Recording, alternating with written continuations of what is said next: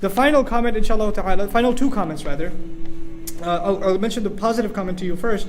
So jealousy is a really terrible thing, except وَمِن ذَلِكَ مَا صَحَّ مِن قَوْلِهِ صَلَّى اللَّهُ عَلَيْهِ وسلم, from the things that are acceptable, as what is authentically narrated from the Prophet sallallahu alaihi wasallam, لا حسد إلا في اثنتين.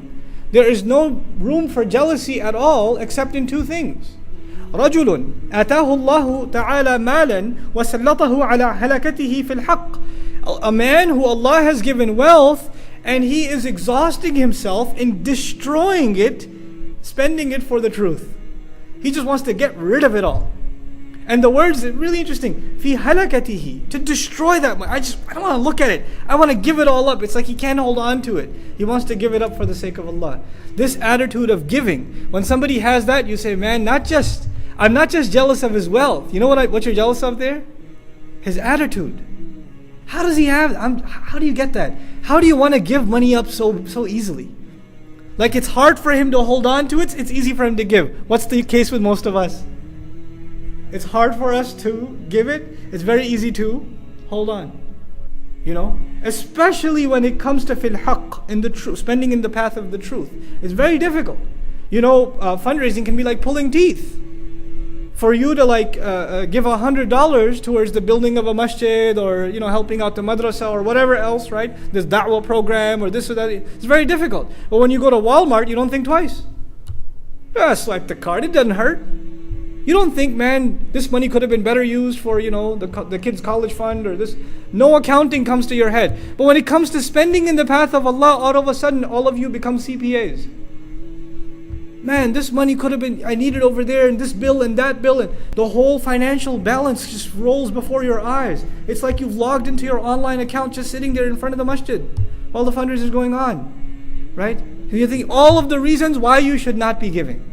But this person we should be jealous of, who when the opportunity comes to give, he just let me get rid of it. It's like it's on fire when it's with him, and he just wants to get rid of it. This is the first person we should be jealous of.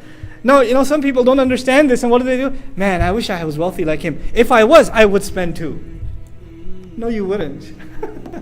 Just like the money part. You'd spend, but not like he spends. Right? So sometimes we have these, I really want to be rich so I can spend in the path of Allah. Yeah. You really mean that? Or do you mean I really want to be rich and I'll spend a little, I guess, because I feel bad. I said that already. Right? SubhanAllah, we can't play games with our intentions. And so this person, it's someone to be jealous of, something to aspire. Then, وَرَجُلٌ آتَاهُ اللَّهُ تَعَالَى الْحِكْمَةِ فَهُوَ يَقْضِي بِهَا. That's the first. He says, a man who Allah has given wisdom. Here we learn, just like mal comes from Allah, you don't earn mal, you also don't earn what? Wisdom. That also comes from Allah.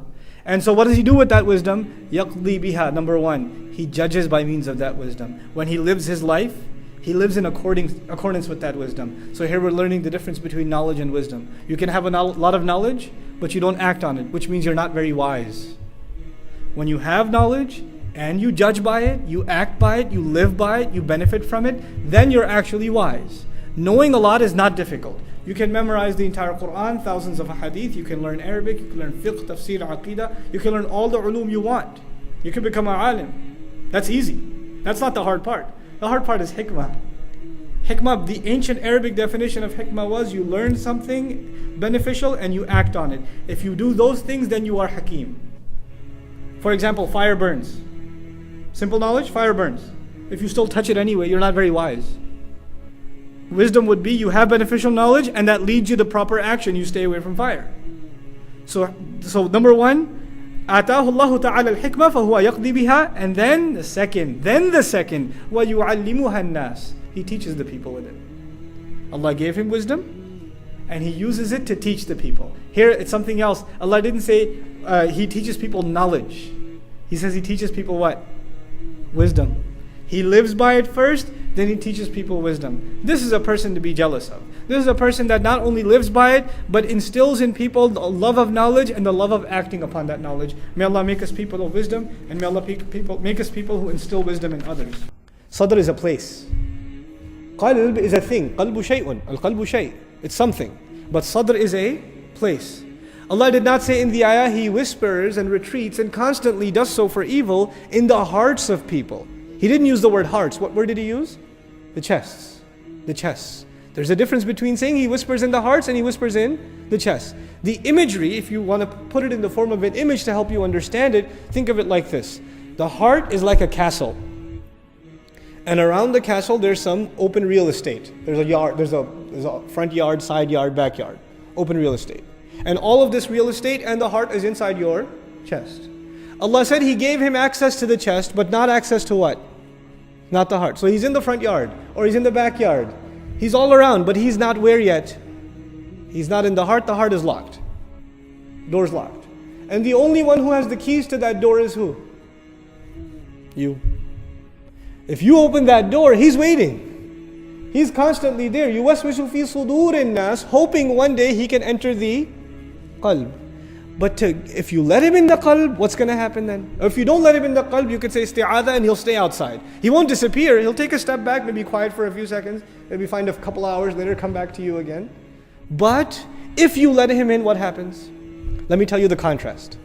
People who have iman, you know what's beautiful to them? Faith itself, remembering Allah itself. وَلَكِنَّ اللَّهَ حَبَّبَ إِلَيْكُمُ الْإِيمَانِ وَزَيَّنَهُ فِي قُلُوبِكُمْ. Allah beautified iman for you, and He actually made it beloved to you, and He beautified it inside your hearts. You find beauty in iman.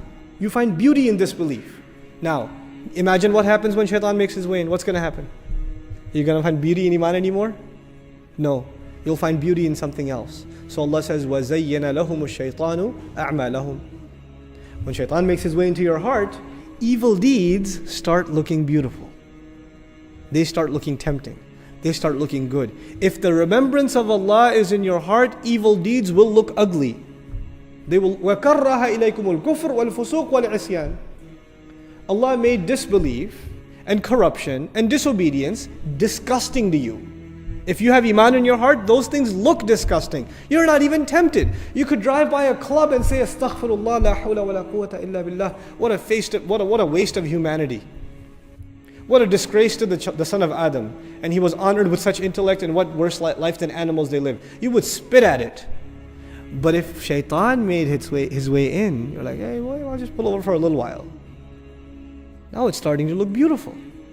This is the difference between the one who's let him in and the one who hasn't let him in. Where do we stand? When we see something evil, are we tempted by it or are we disgusted by it? Tells us how much we're remembering Allah, what the state of iman is. If iman is beautified, disbelief, kufr, corruption will look evil. And if shaitan has finally found an entrance, then the other way around. So Allah is a mercy of Allah. He gave him access to the chest, but not access to the heart. That is our responsibility. That is our responsibility. May Allah give us the ability to protect our hearts. Who is better at whisper, the human being or the jinn? Who takes the primary role? The jinn. Also, the waswasa of the jinn, huwa al-asl, as the ulama comment. It is original. In other words, if a human being is whispering something evil to you, it may or may not be his original idea. He may himself have plagiarized it from a shaitan, from a jinn to begin with. But when a jinn does waswasa, it is his own. It's his original. So the source is mentioned first, min al-jinnah, and then the secondary, wan nas. And here we learn something else. Vehicles. Shaitan uses vehicles. This min al-jinnah can be istikhdaman also. What that means is Iblis uses jinns and uses people to conduct his waswasa. He uses them to conduct his waswasa. So you know that waswasa of shaitan can come to you through your best friend. You hear his voice on the phone. You don't hear Iblis's voice. But you know what? At that point, he's a puppet for Iblis. And he especially does this with kuffar, not as much with Muslims, but especially with kuffar. Young man is going to college, trying to guard his shame. He's a good-looking guy, he decides, man, these girls give me too much attention. I gotta grow a beard, because you grow a beard, automatic girl deterrent, right? So he grows a beard. And by the way, I'm not gonna pass a fatwa on beard, but I tell the younger guys here, if you're going to college, grow a beard. It'll save you from a lot of trouble. You're just going to look in the mirror and say, I'm going to go to a party looking like that. I look like I'm trying to imitate Allah's messenger, then I'm going to go to the party. You'll be ashamed of yourself. You won't be able to go. So protect yourself, grow a beard. I'm not giving you a fatwa. This is a psychological deterrent. So anyways, this guy is growing a beard. He's trying to protect himself. He keeps his eyes low. Shaitan doesn't come to him. You know what he does? He goes to this non-Muslim girl and says, hey, go talk to him. So she comes over. Did you do the assignment from last week? Innocent question. Because I think you're really smart. Uh-oh. Now it's starting to get a little dangerous. He'll come to him, and now if he starts giving it some thought, then he opened the door, now he comes to him.